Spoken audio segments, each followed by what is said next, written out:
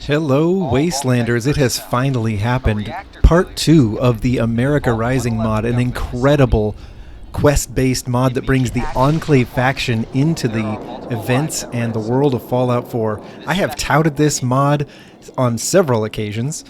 This mod has now had its follow-up come out, and it is looking to be amazing. And there wasn't that much fanfare, if you ask me, for a mod this big that we've been waiting for this long. I just suddenly saw that it was available on Nexus Mod, so I have to play it.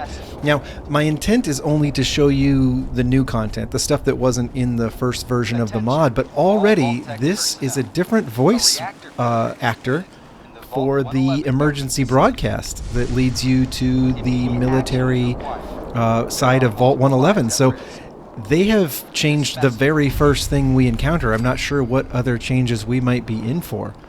So let's jump in. Let's see what we've got here. A reactor failure is imminent in the vault.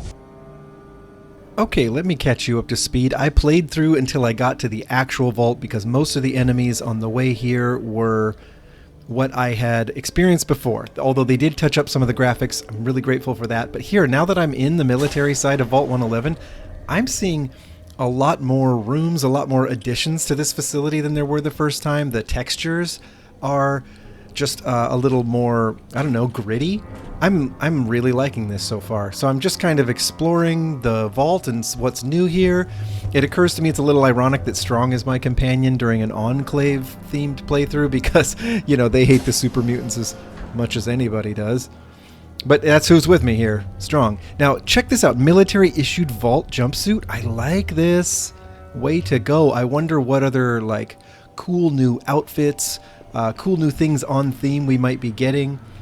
I mean, I'm just tingling with anticipation over what this mod might bring us that's new. So let's go into the cryo chamber here where the story kind of kicks off. We have 4 cryopods, and our 4 Enclave members are in them, and already something new: release the inhabitants or kill the inhabitants. Those aren't, I don't remember those options from the first time around, so immediately we're seeing that because this is an Enclave playthrough and they're kind of the bad guys, we have the option to either thwart them or help them. I like it. These are all new, like, computer terminals that they've built in here. This is amazing stuff. Forgive my looting, I just can't help myself, you know how it is.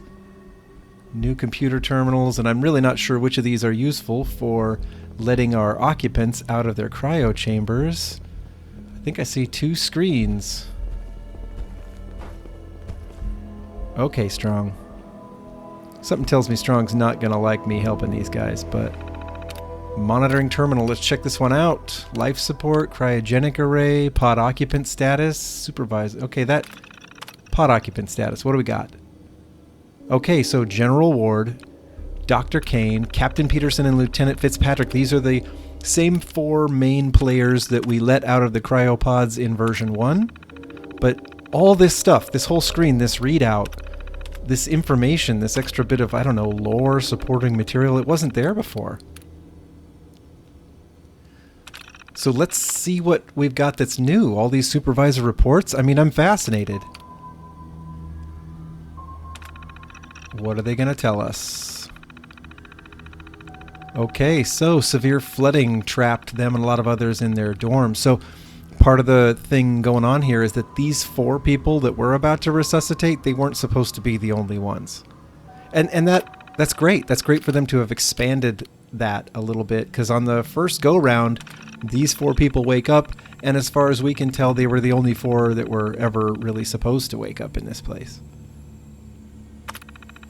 Alright, just some reports about developing the cryo stuff. Anything else that looks good? Yeah, trial run. Interesting that this side of the vault was kind of in the know a little before everybody else about how they were going to need to be ready. Okay, right, immediate trial run, yep. Okay, so there were going to be a bunch of combat troops in room 1. That's the room that flooded.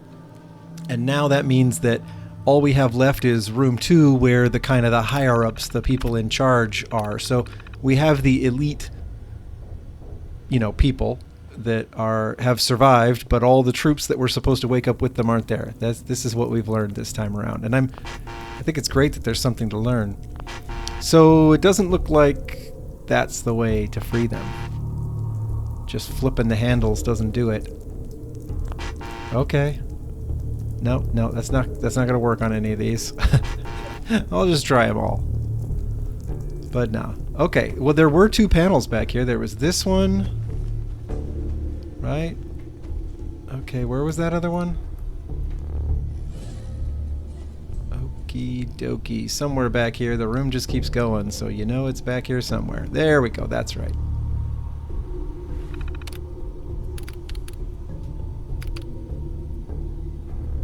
Alright, initiate release procedure. It's kind of cool. I had the option to just kill them in their cryopods. But we're not going to do that.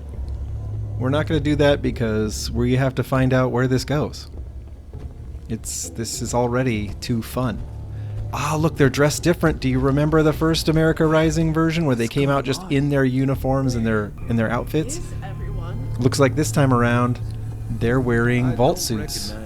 Those military issue vault suits that we found an example of. I'm from Vault 111. What, from the civilian wing? Interesting. This area is inaccessible from the civilian wing. You must have come from outside.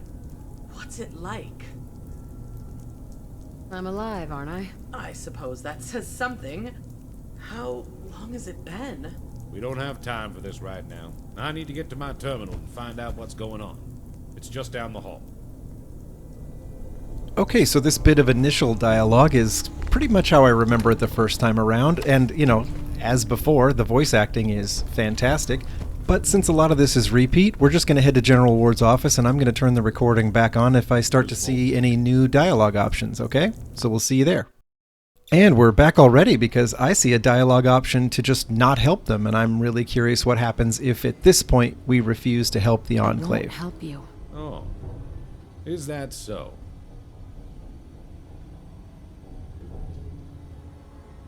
You're on your own. I see. In that case, you are trespassing on government property. You are an enemy to us, an enemy to the people, an enemy to your country. You will regret this day. Leave and never return. Well, hey, that sounds exactly like something that General West would say, so good job on the writing for that. I don't remember that option from the first time around. Strong seems to like that I didn't help them. He's really going to like this next part because guess what, folks? I'm a little tempted just to open fire and see what happens. Oh, yeah. Strong's got my back. Oh, it's kind of awesome to watch a super mutant just whoop ass on these Enclave jerks. Anybody left breathing? You know what? I'm going to give you a dignified death. There you go, Captain Peterson. Death by the sword. You know, the Brotherhood of Steel, they can seem kind of like dogmatic, you know, militaristic jerks, but they look like such good guys by comparison to the Enclave. So this was fun. This was fun to kind of take some people out and just end the Enclave right here, but that's not where I want to stop this experience. I got to see where this mod goes, so we're going to go back. We're going to remake this choice. And now we're back, and I see that I'll help you is kind of the only option I can take here to move things forward, but you see how kitted out I am in Minuteman gear. This is a little tough to say I'll help you to the Enclave. Captain Peterson here will assist you. Get to the facility and try to reroute its connection to the vault. We'll do the rest here. Lieutenant, equip yourself and establish... The facility in question was called a communications array this time around, which means that the sharp-eared among you might have already caught that this is different. The original America Rising quest line had us running to this kind of radio tower occupied by raiders that was pretty nearby to the vault.